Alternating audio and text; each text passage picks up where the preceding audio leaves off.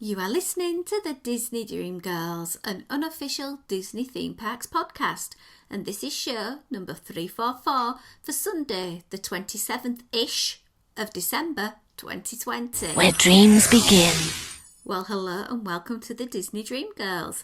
My name is Michelle Young, and together with my jolly good chum Jane Phipps, we are your guides to the place where dreams begin. Hello there, Phipsy. Hello there, Michelle, and how are we doing? I'm doing okay. I am starting to see the light at the end of my COVID second time around tunnel. Bless you. Feeling a lot better now. I still can't taste anything, so the old M&M pretzels are still intact on the old desk. I didn't get a great deal of candy this Christmas, so it's a good job.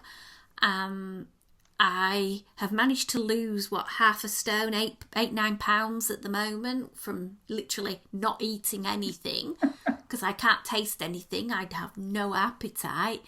But I am now getting up and about a bit more. I've had a couple of walks and being able to get out and enjoy, the fact that I'm no longer isolating, and I'm looking forward to getting, my fitness levels back up, getting to the gym. Touch wood, please don't close down the gym. It's going to be very, very good for my mental health. So, yeah, it's been an unusual Christmas, but I was blessed to have Kieran and Emily at home. So, we were able to have a bit of a Christmas. Yeah. What about yourself? Yeah, kind of the same, Michelle. My dad's in our bubble anyway, so we had my dad with us on Christmas Day. So very much just me, Simon, the kids and my dad, very quiet. But yeah, just steady sort of time. We're trying to get out for walks as often as we can. Although, having been out for a walk today, I was cursing the number of people that have suddenly decided that my little quiet village that you can walk through normally and not see anybody was literally dodging people today. But I shouldn't complain. People are out there getting fit. That's fine. But it's like, it's my village. I want a nice quiet Sunday walk, and it's like, no. But hey ho. Oh.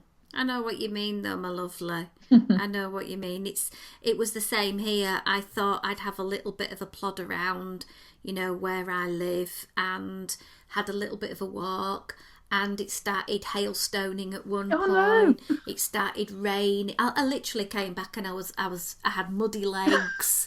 It was that bad, but you know what? It was lovely, and I saw a wonderful rainbow when I was out there, and it wasn't a single rainbow, it was a double rainbow. Ooh. And I was just so grateful, and it reminded me, Liz Coate just sort of said, the walks that you shared at the beginning of lockdown were so beautiful. I thought, you know what?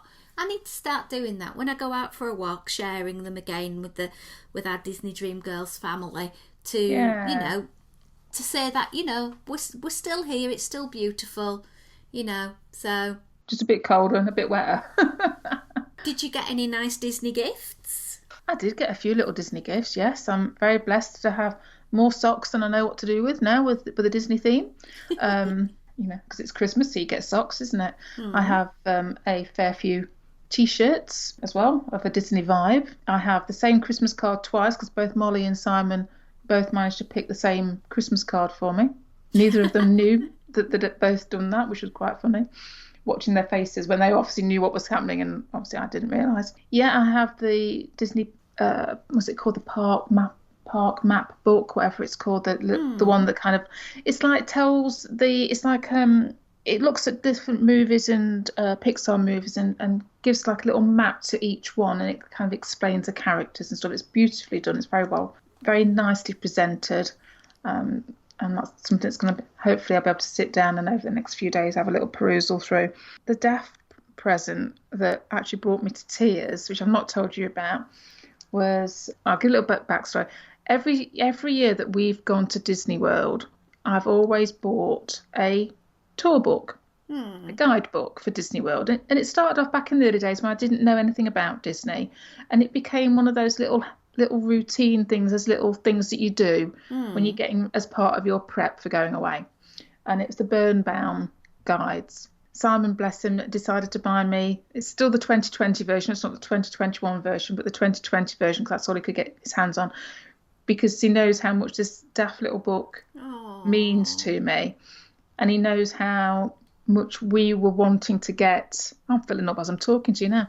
How much we wanted to get to Disney World this year, and obviously that didn't happen for obvious reasons. And it was just so nice. I just opened this book and I just literally burst into tears because it was like it just meant so much, and kind of affirms that we are going to get back out there at some point or other, come hell or high water, and sooner rather than later if I've got anything to do with it. But it just meant so much for sentimental reasons, and like we said, that element of this Christmas is all about connecting with people, I think, and that was kind of one of those little connections. So I went, oh, and I kind of cried. Aww. So, yeah, big softie. What about you, Shell?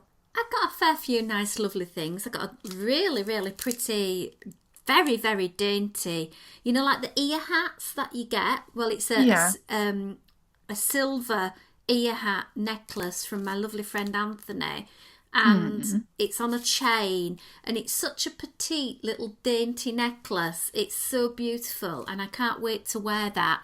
I think with a really nice dress, it'll just be subtle enough to, to sort of scream, Disney! I got some new headphones. Ooh. Last year, if you remember, or the beginning of 2020, I went to Company D and I got some Haunted Mansion earphones, and I've been using them for the podcast, and they've got broken, and they're held together with sellotape. Well, it's not even sellotape, it's brown tape. It's held classy. together with, I know, it's all I could find. So when hubby asked me about a gift for Christmas, first thing I could think of is I want headphones. So I picked out the particular pair that I wanted, and just as we were off air, just starting to record, I tried to unwrap the box. Oh my word, it's a pair of earphones, Jane, and it has got an instruction book. Listen to this. Go on. The instruction book for these earphones, it doesn't say how many pages, but I'm counting about 70 pages. No. I'm not joking. 70 pages. Admittedly, there's 5 pages of English, and then there's every other language known to man. So if I wanted, I could read these instructions in Portuguese. I could read them in, I can't even say that language. I don't even know what it is. All sorts of things. And it's like, why? Why do I need an instruction book? This is what makes these earphones so expensive. I don't need them. All I do is plug it into the little hole. That's and put them on your head. Yeah. Like, how complicated can it get? Don't get me wrong. There's a very nice grey little pouch. Very, very nice. The box needed a PhD to get into because it was like several layers of whatever. But talk about gilding a lily. Oh my word. So yeah, I got them, which were lovely. I got the most cutest Swarovski drop Minnie Mouse earrings. Oh, they are gorgeous, yeah. So they're going to be adorning my ear at some point. So I got some really lovely things. And we also got those lovely gifts from everybody that we sorted out on the podcast family for the Secret Santa type thing as well. So that was lovely. Yeah, that went down really well, actually. I was very happy to take part in that. I think seeing what everybody was gifting was beautiful, and the thought that went into what people were giving was amazing. Yeah, absolutely. I got some beautiful handcrafted items, and those are the things that money just cannot buy, that somebody's put love, time and effort into them. Definitely, yeah. It just blew me away. So very, very blessed, very, very fortunate. And the best thing of all was just people just reaching out to each other and just wishing each other happy Christmas, and that just sort of melted my heart, because no matter the fact that we haven't seen a lot of our friends for a very long time, the fact that you can still pick up those conversations and have chats, and it's been a difficult year, but it's also been a challenging time, because I know a fair few people who have lost family members, lost very close friends, and it's just nice that we've kept an eye on each other and just reached out and just dropped little messages saying, hope you're doing okay. Yeah, just keeping in touch, isn't it? Yeah. Right, Janie, I think you've got some history for us. I have, yes. I've got 3 days worth, because I kind of couldn't find enough for the 27th. But anyway, so I'll go in chronological order. So we'll start on for the 26th of December. This has got a Star Wars connection. This is why How I like did this I one. guess she was gonna find Star Wars? Anyway, so this is a birth date. This is for the actor Tamura Morrison, so 26th of December 1960. So do you know who this chap is, Michelle? Go on, enlighten me. So if I tell you he was born in New Zealand Mm-hmm. and he portrayed the character of Jango Fett, Mm-hmm. and was the voice of clone troopers in Star Wars Episode 2 Attack of the Clones and Star Wars Episode 3 Revenge of the Sith. He also was the voice of, I'm going to say this wrong, Chief Tui, who was the father in Moana. Ah. And you might realise who he is now when I tell you that he's currently playing Boba Fett in The Mandalorian. Ooh, I've seen pictures of his face now. Do you know who I'm talking about now? I have a vague idea, Ah, yes. there you go. So it's his birthday on Boxing Day 26. Oh. And then we go on to the 27th. We have a sad bit of news on 27th of December. From 4 years ago, I can't believe it's this, 4 years. I know, this is when Carrie Fisher, unfortunately, passed away. I've seen some lovely images that have been shared on social media, particularly today on the 27th. So, yeah, 4 years ago. And when I saw it today, I thought, oh my goodness, 4 years. Wow, that time has gone by scarily fast. And then we'll move on to the 27th of December. And this is another birthday. I think you'll know who this is, Michelle, if I say the name Stan Lee. I've heard of him. So he's the guy behind Marvel, basically. Yes. Yeah, so he's the comic book guy who is responsible for, oh crikey, all the Spider-Mans and all that sort of thing. Could go on and list, I think, every blooming character that ever comes out of Marvel. But yeah, Stan Lee is quintessential in that universe. He became a Disney legend in 2017.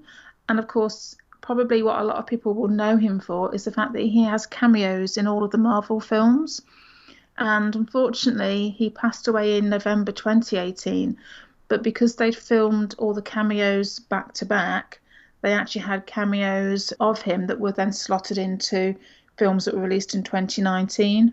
And I do remember seeing, I think it must have been in Avengers Endgame, and his little cameo coming up, and it was like, oh, and it kind of pulled at your heartstrings. So lovely that he's been able to revel in the success of his characters when they became into movie form rather than just, relying on people coming into contact with them via the comic books. I must admit, I wasn't aware of half of the Marvel characters. Obviously, living with Simon, he's very much aware of them because he's a bit of a comic book nerd. So, but it was really cool that I think for the Marvel movies that they'd recognised that they wouldn't have these characters were not for the likes of Stan Lee and numerous other people that you could mention when you mention his name. And the fact that they recognised that and included him in the films was a really good thing to do. That his legacy will live on. So, yeah, he was born 27th of December 1922. And he's the reason why everybody now sits to the absolute end of every single movie and watches every single bit of the cast, just in case they miss that little bit of extra at the end. Yeah, don't ever leave a cinema now for anything, or a TV programme for that matter. Just funnily enough, we've just watched a couple of movies over this last weekend, and we have purposefully, even on TV, let the credits roll out, just in case there's something at the end. Yeah. Is that all you've got for us on history? That's the history for this week, yes, my dear. Right, fantastic. Well, I'm going to kick off the news this week. I couldn't believe it. Just literally after we recorded our last week's show, they dropped on us that R.I.P. Snow White's Scary Adventurers has now been refurbished and it's coming up with a brand new name. How do you feel about this, Michelle? Well, you've got Pinocchio's Daring Journey next door. Yes. And it's now Snow White's Enchanted Wish. I'm not sure about the message it's giving to children that her wish is just that she wants to live happily ever after with a gorgeous prince. Yeah, okay. That's the bit I'm not keen on. Because for me, you can be empowered by your deeds, not just by the fact of the person you end up marrying, because that route isn't for everybody anyway. No. So I'm not so happy with the name. Yeah, so I must admit, I'm kind of there with you. Yeah. Yeah. But on a slight aside here, that the Disney Cruise Line has also announced that their latest ship, the Wish, has got a statue in the atrium of who? Cinderella. I'm sorry, but if they're going to call their ship Wish, the Disney Wish, and they're going to rename Snow White's Scary Adventure to the Enchanted Wish, who should have been in that lobby? Which Disney princess kicked it all off? Not Cinderella. No. Snow White. That's all I'm saying. That's all I'm saying. You've made a mistake there, Disney. But I love everything that they've done, and I've been able to get the audio with Kim Irvine, so let her tell us what they've done. Cool. We're here today in Snow White's Enchanted Wish attraction, where we've made some major changes. What's so special about this attraction is actually Walt Disney's first major animated picture, as well as one of the original attractions in Fantasyland the day that Disneyland opened. We had a complete remodel of Fantasyland in the early 80s. At that time, they changed the name from Snow White's Adventures to Snow White's Scary Adventures, but it still told very much the same story, which was a scary story. We're finally giving Snow White the happily ever after that she deserves. We are putting the finishing touches on the attraction. The star of the show is Snow White, so we thought it would be really, really important to introduce her early on.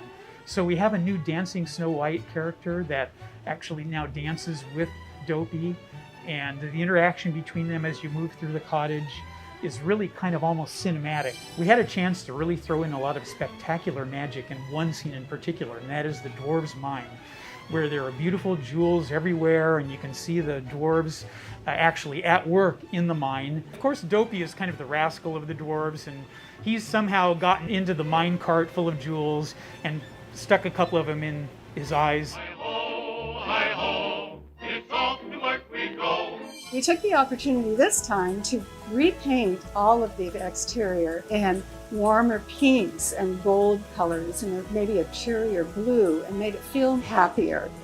We are positive that the guests are going to be absolutely blown away by this dazzling new attraction and such a beautiful, sweet storyline. I'm so excited though to get back to Disneyland and be able to see what they've done. You know, the fact that they've got the smell of apple pie wafting through the air and that it's got LED blacklighting, it's got laser projections, animation system. They've brought this, you know, it was very tired attraction, hopefully up to a more 2021 version, because that's what they did with the Alice attraction over in Disneyland. So it's nice that our good friend Snow White is getting some TLC. One of my friends sort of described it as, well, it's Seven Dwarfs Mine Coaster without the Mine Coaster bit. And I suppose in some effects that it has got that, but I still think it is a journey of the story, which is very a cohesive story, a story that I like, and I can't wait for Disneyland to get up and running again. I must admit, I mean, obviously it's a lot of years since I visited Disneyland, and so it is a while since I've written it in the original format. And I did find if somebody on YouTube had done, obviously there's not the full ride through yet, because obviously nobody can do that, but they had managed to compare old video with new video for the pertinent points where things have been changed or updated.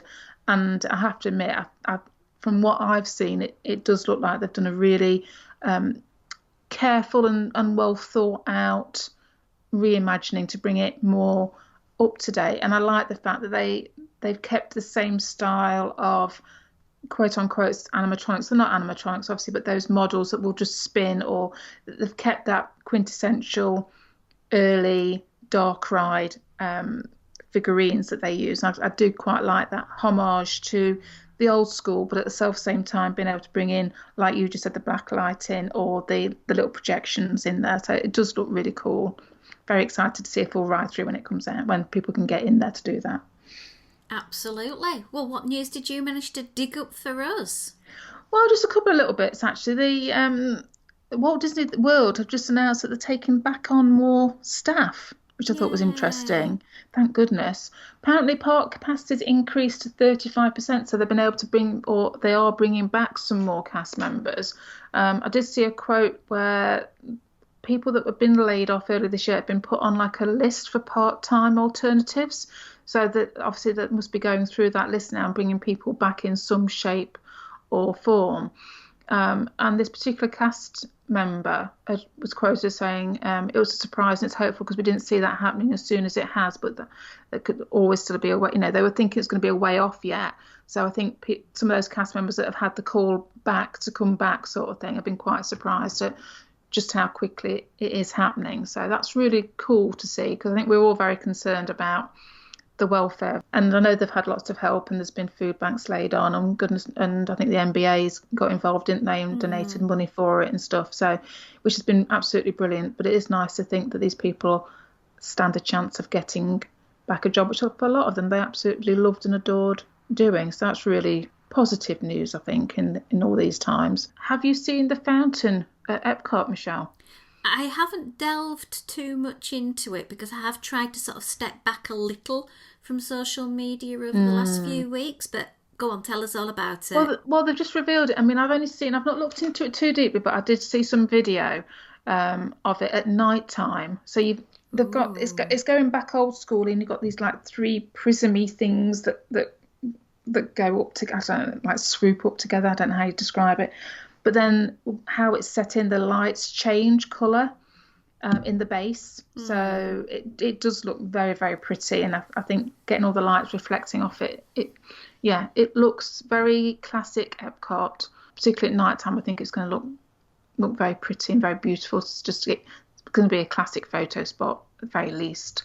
So that's been nice to see that happening this week. Because obviously there's quite a lot of things that the likes of Epcot and what have you that have been shrouded in tarpaulins and goodness knows what else for an awfully long time, and we know that a lot of things that were planned to get done ready for next year aren't going to be done or are going to be severely delayed. So it's quite nice to get a reveal of something that has been planned and has actually come to fruition. Yep, fair play on that one. Is that all you've got for us then this week, my lovely? Well, I was going to mention some foodie thing.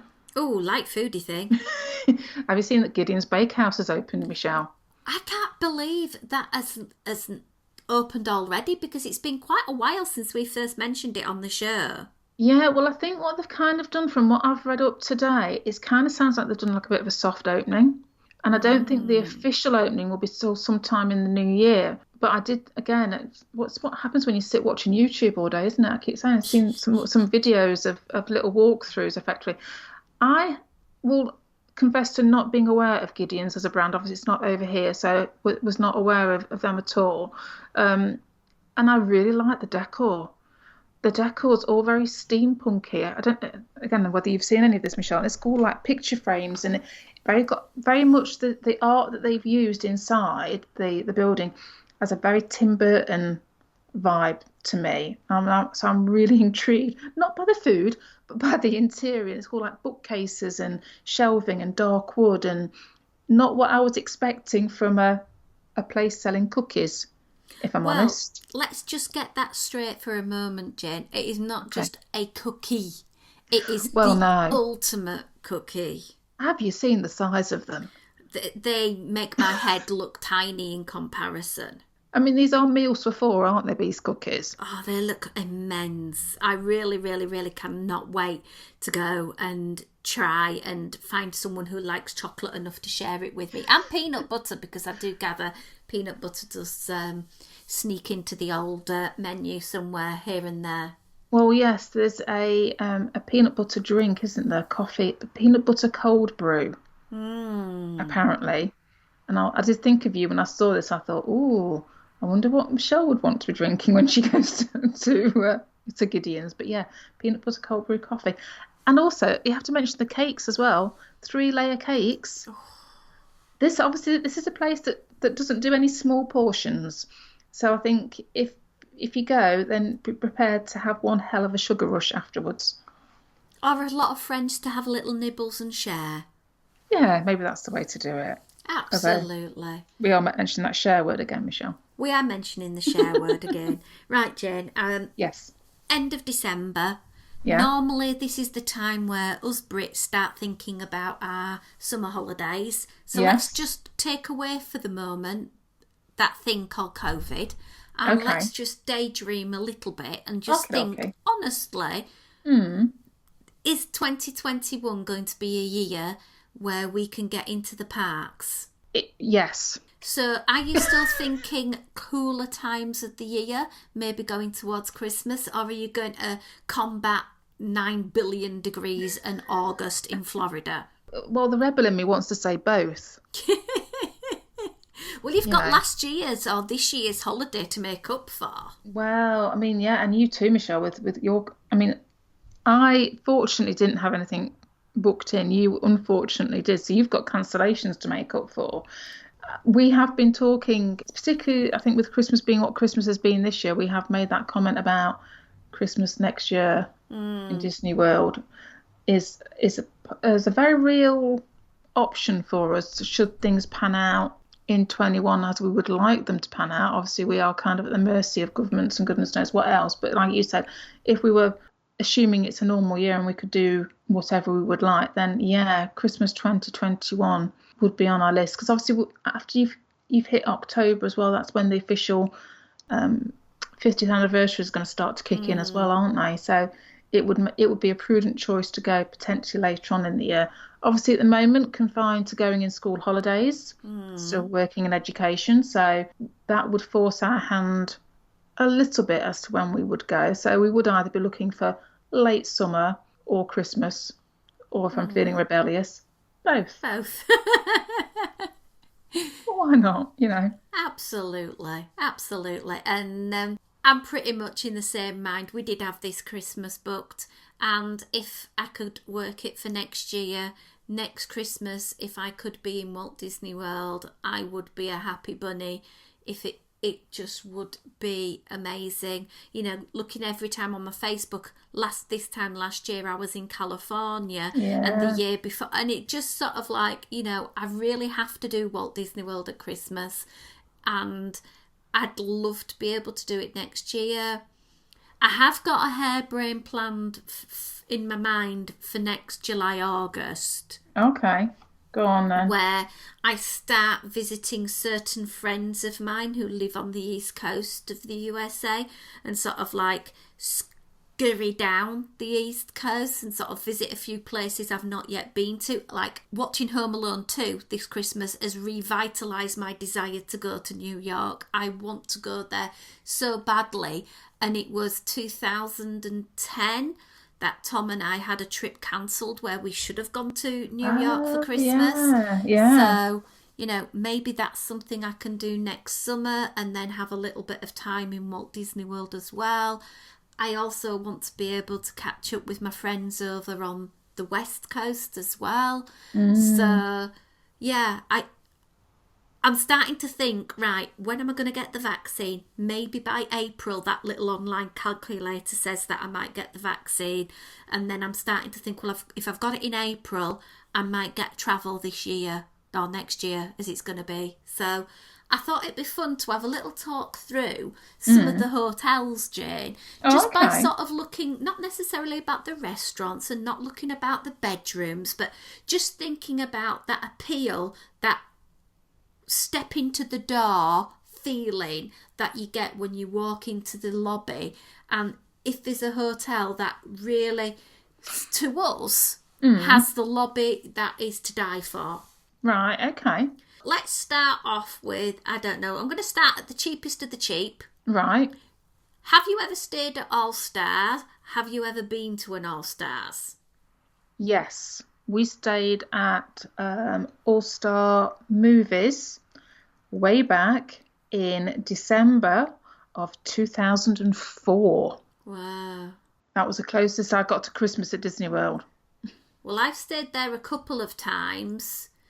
The thing is for me, when you walk into this lobby, whether you're at sports or movies or whatever, the colouring is very brash, it's very bold and in your face. But when you sort of imagine that and compare it to the contemporary has the same banking of desk with people that stand behind the desk. Yeah. The only thing that differs is the contemporary, the lobby, has got this beautiful marble floor, it's got natural woods, it's got the white sort of ceiling, but it's basically the same design but with a different colour palette. But when you think of the price difference to stay at the contemporary and the All Stars, it's like Disney have got a recipe of what they need for a lobby and then just said, yeah, we'll just plus it up for contemporary and plus it down. Because when you have a look at a lot of them, they've got that same sort of appeal. You know, you've got your Pop Century, which is very similar. You've got your Art of Animation that's similar, where you have like this whole row of staff, and it's a massive, huge, like an airport check-in, to be honest, isn't it?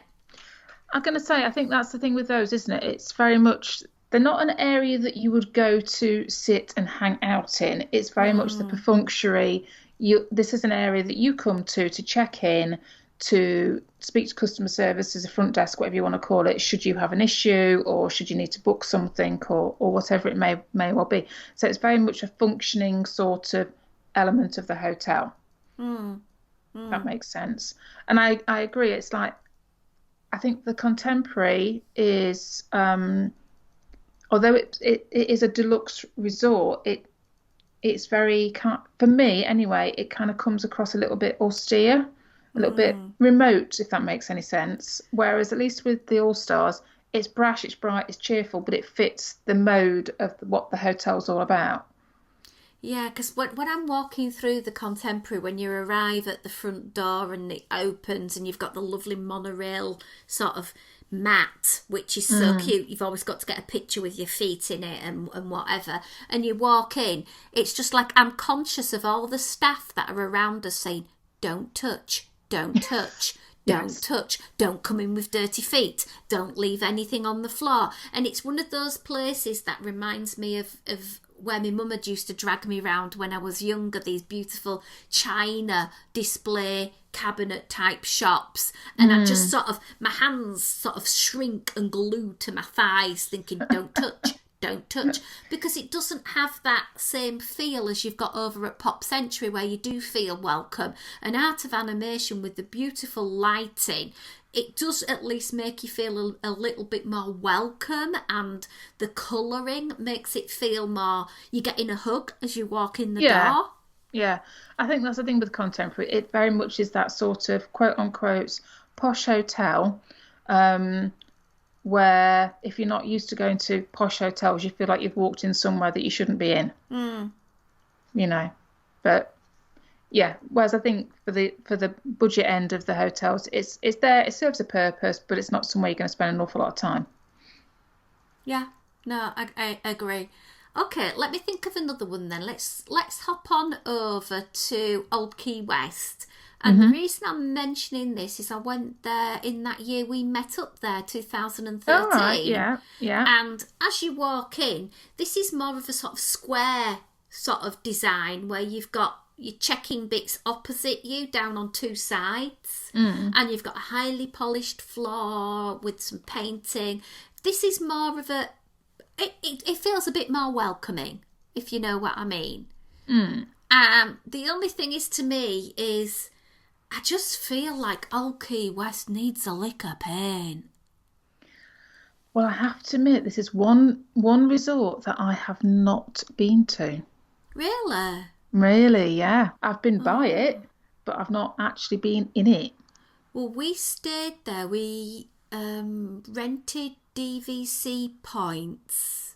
I think we rented DVC. No, we booked actually with an English holiday company that is owned by a Mr. Branson. And when we got there, they'd upgraded us to a suite. Nice. And we had a week there and then a week at Art of Animation. Top tip, never go deluxe to to the other way. Always start at value. Never go from deluxe, because this place, no, I'm not kidding, the facilities they had a jacuzzi bath, they had washing machine, a full kitchen, a lounge, they had a beautiful little patio, you could sit out and it was private. It was absolutely amazing. But for me, it just feels like it needs a bit of a revamp. But it is a lovely, welcoming place, and I feel it's a lot more welcoming than the Contemporary for the reasons I've mentioned beforehand. So let's hop to one that you stayed at in 2013. This is a place I've never been to, Coronado Springs. Well, yeah, you say I stayed at, but I didn't stay at it. Well, true, you didn't. You got vanished. Yeah, they didn't want us. They obviously took one look at us and said, no, you're not good enough for this place. We're going to move you to Wilderness Lodge instead. But hey ho. But yeah, Coronado Springs, I have to say, despite the fact that I had my reservations with Coronado because I know it gets used as a convention hotel. It's got a convention centre there. So there's always fear that it's going to be a little bit remote feeling and a little bit set up for, businesses using it for whatever conventions they may be running and stuff. But actually, I have to say, it was a beautiful lobby to walk into, and I can't remember an awful lot about it because we did get obviously very distracted when we were told we got an upgrade. So my attention may have got a little bit diverted at that point. But I do remember the cast being over the moon for us. They were as excited to think about the upgrade as we were. I think they were excited to be giving us the news, actually, that we'd got this upgrade. But they did insist that we got a photo taken with the hidden Mickey. So there's a hidden Mickey in the lobby that is made by the lights that are cast onto the floor. So if you don't know it's there, you probably wouldn't see it. So we do have photos of us stood in this particular spot in the lobby to get these hidden Mickeys. They get the hidden Mickey made by the lights, which is quite cute. Oh, I've never been there, so I can't really comment. It's one hotel that I wouldn't mind going and having a look at, but it's never been one that has tempted me, if you like. I mean, we did go during our stay to go over there and have a wander around just to see what we were missing, so to speak, because obviously that's where we were intending to. And we did actually wander around the grounds and had a look at the swimming pool and the shop and the restaurants. It's very much because it's the middle of the range hotel. So from how I remember, it's that thing if you walk into an area from getting off Ashby bus, taxi, whatever, and then you've got an area that you walk off. One side goes into the where you check-in desk, and then the other side goes off towards where the eatery and the shop is. So it's kind of like that split element, and it has got a similar layout, like we were saying before, comparing Contemporary down to the budget range. From my memory, it has got a similar layout to what you'd find at, say, Port Orleans or somewhere like that. That very much a bank of desks to one side with a little bit of a sitting area, a little bit of a kids area type thing that for kids to sit around and watch TV and stuff. So very much in that sort of, we have a model, it works for this particular budget middle range, and we'll replicate it with a twist on the decor. Another place I've actually stayed at before was Port Orleans Riverside, and their check-in area basically is very similar in feel to me in the sort of area as Old Key West, but it's a lot bigger. It's got like your couches down the middle, and then it's got your assistants sort of cast around the edge. It's very open. It's got these sort of like, they're not really there to do the job of fanning you, but have ceiling fans that just sort of waft above you. It's kind of a place that with the people in the middle sat, it's not very quiet and personal. Yes. But, so if you have a particular complaint that you want to raise with management, I wouldn't feel comfortable in doing that if there was a major issue. But it does sort of spring to mind of not necessarily Disney, but of Port Orleans, sort of that vibe that they're trying to bring up. So if you're looking for in-your-face Disney, this ain't for you. Yeah, and I think that's reflected as well if you go downstream, so to speak, into the French Quarter. That how you're describing Riverside, it's very much the same down at French Quarter as well. You have your bank of I think it's done like cashiers effectively. Down one side that is your customer service. That's where you're going to go and talk to people and check in, etc. And then again, you have that area which, like you said, if you've got quite a few people there, it's not a vast area, so therefore noise volumes it's not somewhere you're going to sit and chill out. It's somewhere that you're going to plonk down while you wait to be served, type of thing. Yeah. Although I would say I have actually been in French Quarter's lobby. Some friends were staying there. And I do like the fact that it's got the water feature, because I feel the water feature just adds that little sound to take away the noise of people in the background. And of course, if you're over at French Quarter, you've got to get beignets. Well, yeah, that's not one way to pass your time, isn't it? Yeah. Caribbean Beach, I have never been to. No, me neither. So it's a place that I would like to go, and with it having, of course, the Skyliner, it is going to be easier for us to get to. What about the Yacht Club? I've never done the Yacht Club. Okay, well, I'm going to sort of clump Yacht Club and Beach Club together. Okay. Because the number of times I've gone through the Beach Club walking to Beaches and Cream is unreal. And the other year, Kat and Lewis were staying there, so we met up with them a fair few times. It's got a great location. Again, it's not in your face Disney. It just screams to me a very elegant, a very plush, a very luxurious hotel feel. It's got the beautiful flower displays. They are absolutely stunning with the orchids and everything, which just gives it that nice vibe. You've got to really look for the check-in desk, though, to be honest. They are quite sort of hidden away. And it's a much smaller affair than it is in the other hotels we've mentioned so far. There's probably only room for a few people sort of crowding around. But yeah, it's a beautiful hotel. Really, really nice, both of them.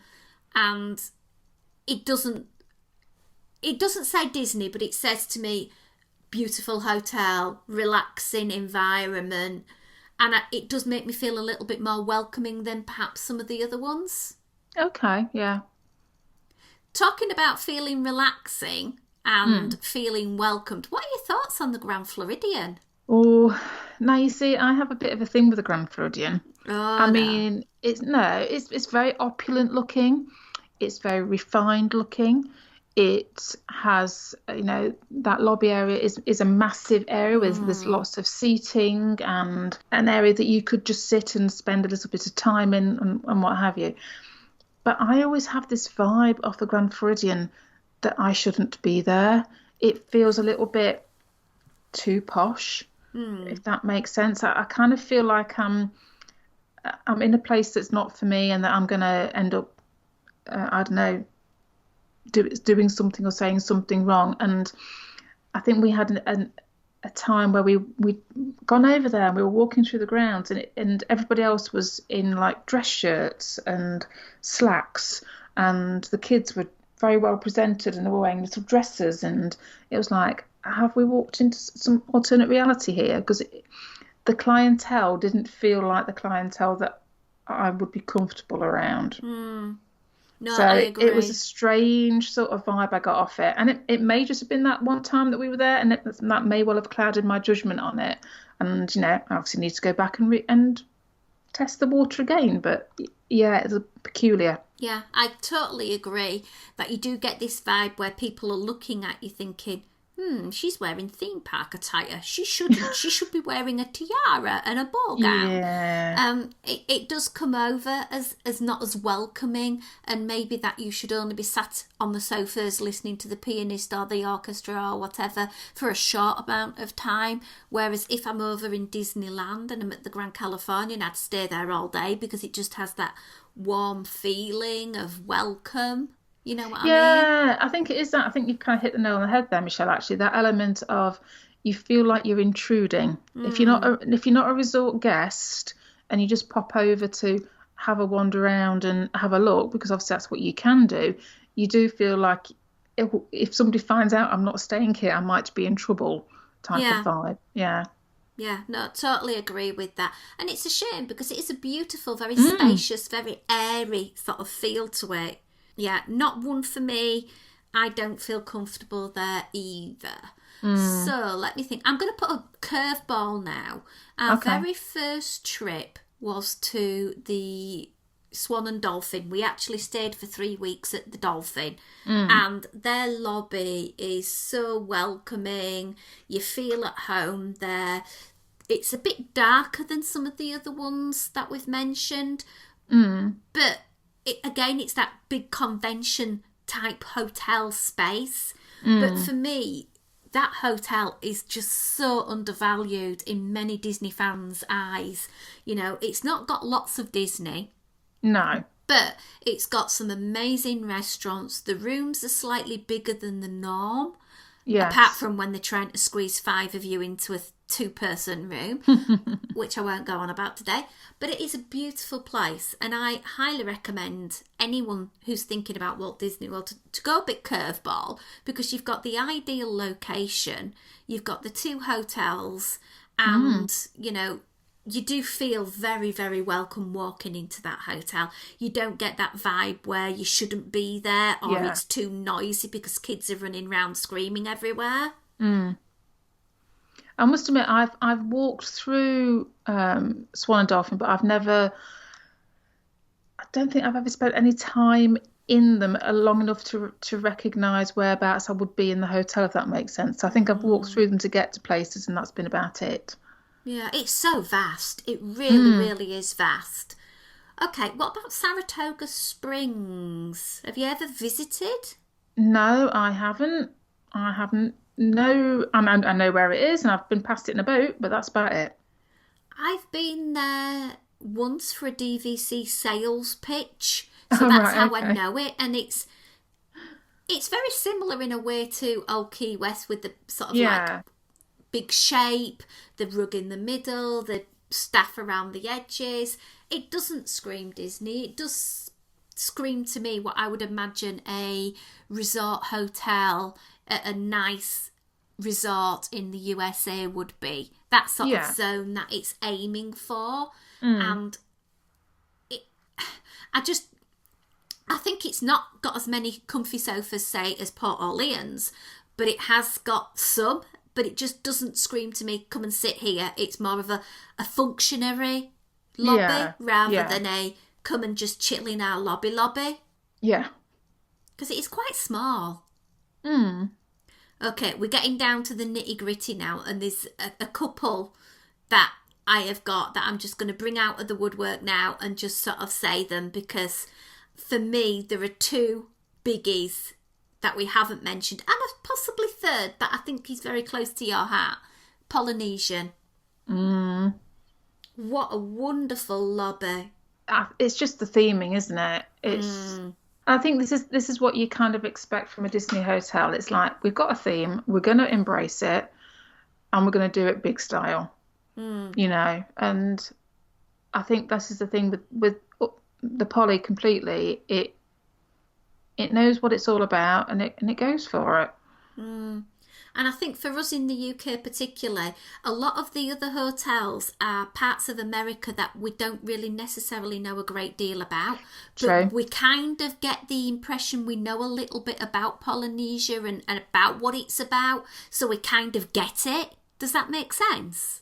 Yeah, I think we probably don't get it as well as we think we get it. And I think we probably clump a lot of things in with that style, but I think because we can do that, because it evokes a certain aesthetic to us very quickly and very easily, it means that you can walk in there and go, yes, I know what this is trying to tell me. Whether it's 100% correct or not, I don't know, just that general vibe. Blue seas and sunshine and sand between your toes and lays and Dole Whip and...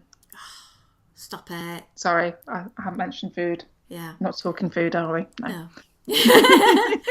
Okay, let's move on to Animal Kingdom Lodge, which is the hardest one of them all for you to probably get out to and have a little look-see around. Have you had a venture over there? No, for exactly that reason, Michelle. I'd love to have gone over. And when we've looked in the past at, where do we stay type of thing, I have to admit, as beautiful as it looks, and I know the reviews and everything, and eateries, and views from one's bedroom windows do look amazing, because it's so kind of on the edge of everything. It's always put me off from its location point of view. It is well worth a trek out and get a meal at one of the places there, because the food is absolutely amazing. But you sat in the lobby and it's part lobby, part museum, part art gallery, because there are so many treats for the eyes and artifacts and pieces that are sensational. It is a beautiful, beautiful place, and I highly recommend a visit. Just wander around, and you can go out and view the animals that are out on the savannah as well. So it's, for me, it's a destination hotel you want to actually go to, because you get everything of being in the Africa theme. And I would love to share this with Tom, but I wouldn't use it as a base for Walt Disney World. I would use it as a base for a base and have it as a place I would holiday at, rather than, because you're spending all that money, unless you've got moolah, you're not getting the benefit of what you're paying for. Yeah, and I think this has always been our thing when we've looked at the different resorts, and you have to weigh up. Obviously, money's going to be a big factor, but then you've got to start looking at location and what you get in each resort for your money worth. And yeah, it's just where it is. It doesn't scream out to me as a place to want to stay at for a Disney holiday. Yeah. Last but not least, in our little journey around the Disney hotels, we've both stayed there. I've got married there. We've loved it over and over and talked about it on the show. But would I be right in saying that the Wilderness Lodge is your favourite lobby? I think it probably is, Michelle, from those that I've experienced so far. And obviously my view of the Wilderness Lodge is so biased, and I will admit this, because it was free, not free. It was our upgrade, and to be met outside with that little person there with their iPad going, oh yes, we're checking you in here, and being walked through to the reception desk. It was like, oh, is this how people get treated? Oh, I quite like this. And then to be told at the reception that, oh yeah, you've got an upgrade to your room as well as being upgraded to the hotel. I don't think I actually paid much attention to the lobby at that point, to be fair. But then to wander around the hotel and to be able to look down on the lobby from the rooms above, and to be able to sit in that lobby area in the little bridge when you come out the lift to go over the little brookie thing, and and see it when it's all done up at Christmas with the great big Christmas tree. And yeah, it is done so beautifully well. And it just has a beautiful vibe about it, a very relaxing sort of vibe as well. I don't know, it's just stunningly well done. Yeah, completely agree. And it just welcomes you. You feel comfortable there. You can sit round the fire. You can sit near the little water feature. You can sit in the middle. There are so many nice little nooks that you can find to sit and be comfortable. And if you wanted something that is still kind of the lobby, but not the lobby, and it's a bit further down the way, there is the Carolwood Pacific Room, where you can go and you can just sit in there and sit in a rocking chair and, enjoy the fire there, but then walk around and see the wonders of Walt. That real connection to Disney is fantastic, and I highly recommend people going back all the way to the 28th of August 2016, show 122, where Jim Corcus was our guest, and he talks extensively about the Carolwood Pacific Rooms and tells us about some of the wonderful stories from Disney. So I do highly recommend 122. But yeah, I think for me, Disney's Wilderness Lodge is where I'll be aiming to have a few days, maybe squeeze in a few days at Animal Kingdom Lodge, and then spending the rest of the time at Pop Century, just to sort of balance things out. Yeah, I mean, Wilderness Lodge, having stayed there, it is always going to be, I think, my go-to option.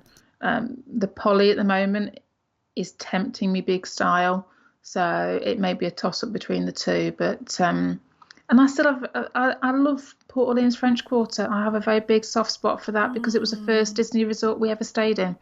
So, again, sentimental old me coming out there, and I would always, keep that on my little radar as well. But we're asking you guys, our lovely listeners, our family, what is your favourite Disney resort and why? What memories have you got connected to these lovely, fantastic resorts? Have you any top tips for Jane and I as we're thinking ahead to booking one of these resorts to enjoy as a resort?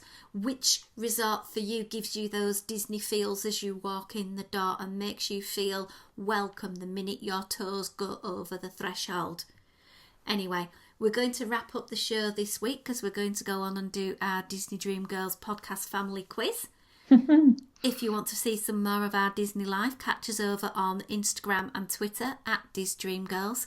There is our website, DisneyDreamGirls.com. Don't forget we mentioned past shows. They're all available to you. Why not go scout one or two out? 122 is the one with Jim Corcus.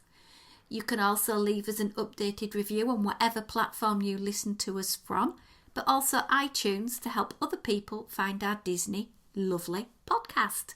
Anyway, until next time, it's a goodbye from me. And goodbye from me.